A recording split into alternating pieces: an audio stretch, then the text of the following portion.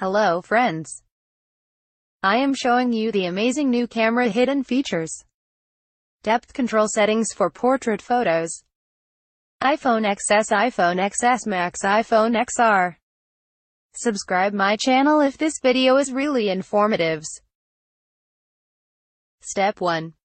Open camera app and capture portrait photo.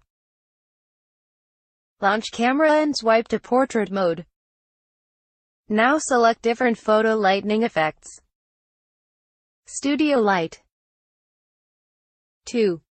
Tap on recently captured photo from bottom right corner of the screen. Or open from Photos app.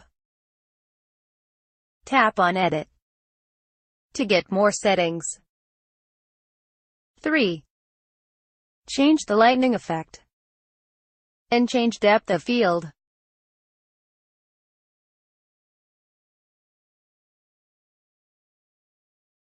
That's it. Save photo you will find in Photos app. Anytime you can revert to original in edit mode. Hope you like my tips. Share your feedback so I will give more tips in future. Don't miss to subscribe and like this video if tips is helpful to you. Thank you.